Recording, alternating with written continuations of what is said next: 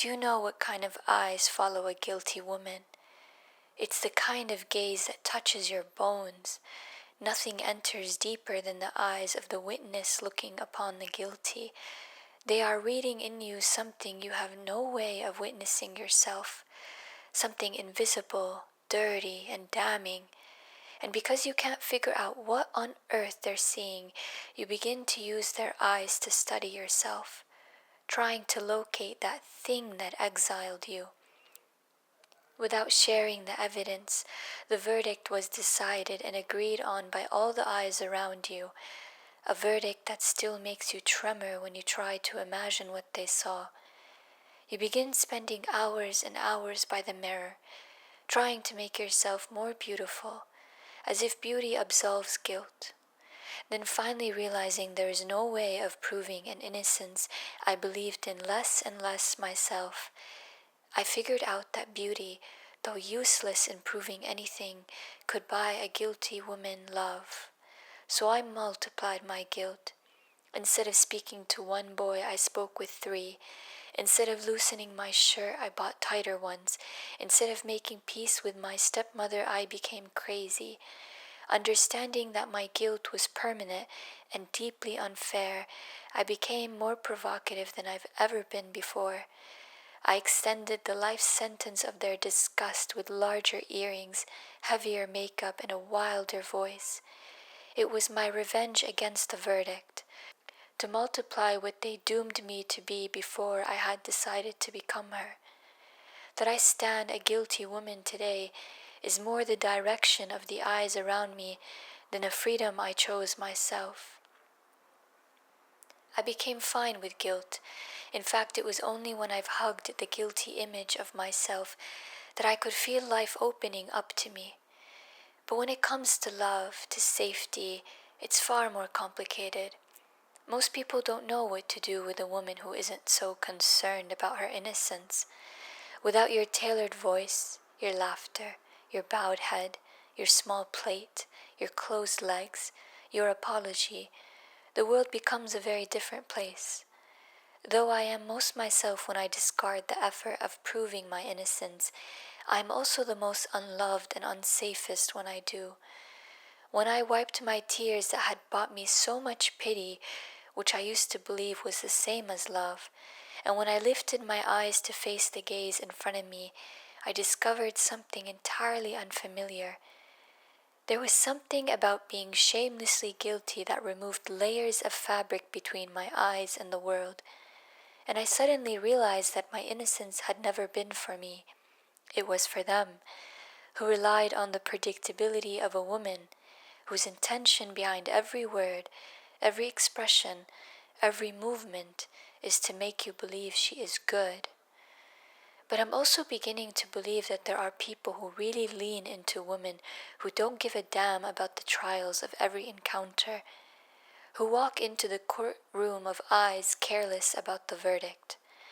But I live a very complicated dance between the voice in me that wants its innocence to be believed, a voice that is still waiting after 20 years to be told how deeply unfair and wrong the charges were, and another voice in me that leans into the shame of my inherited guilt with courage, refusing to prove anything. And I am learning that this war between the two voices is what sends so many people away in my life. It is the exhaustion of sitting in the company of a woman obsessed with her innocence and a woman who prefers the truth of her guilt. I am fighting for my life when I speak. It's dizzying and disorienting. What is life without the unending work of proving your innocence in every sentence, every gesture? What life is waiting for me on the other side of my final conviction? Innocence is a matter of truth, and there's something about the act of attempting to confirm your innocence in every word, every look, every movement that makes my life feel like a lie. Innocence to me has become a compass of honesty. It is truth that now offers me the experience of being absolved of guilt. But how many moments have passed me while I gathered the evidence that I was not a monster, and then to discover after 20 years the most liberating thing I could do is to come with my monster to the stage and let her loose in the room in front of everyone. That after a 20-year trial, I confess my own guilt. I am, after all, the very woman I tried to prove to you I was not. And women, really strong women, like her. In fact, they like her a lot.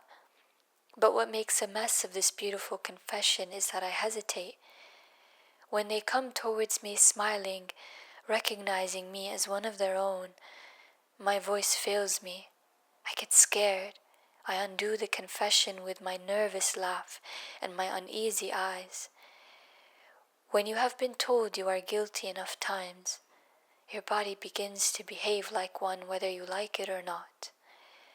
I want to know, what does it mean to abandon the project of my innocence? Who am I outside the eternal courtroom of eyes? When the objective of my life is no longer about trying to convince the world of an innocence that bores me, frustrates me, deprives me of a larger, far more honest life, what happens to me? There is a line in a script I was reading for a scene where after a very long and grueling trial, a woman is declared innocent, and she looks over to her lawyer and says she can't feel anything. And you get a sense of this enormous emptiness she's sitting in. She says, when you lose, it's shit and it's the worst thing in the world, but when you win, there's not much at all. And he says to her, we expect too much of victory. It's how I feel when I sit with the final verdict of another kind of innocence that feels far more honest. The innocence of having spoken the truth, of having been looked at with accusing eyes for so long, and walking out of the courtroom of the past, a free woman, bearing an incredible void. Because the fight for innocence is nothing less than a fight for life, and it takes all your body, and there's a sort of clinging in the gut to this fight. And in speaking out loud that it is over, I can feel this spasm, this fist, this tightening grip in the center of my being that is afraid to let go of a life without daily trials.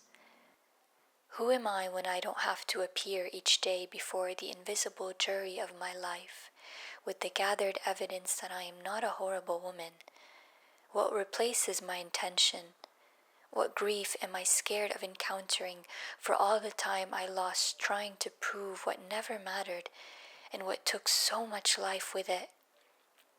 When I look across the room and see a woman easy in her body, I used to think that what I'm witnessing is the product of a woman who has been loved.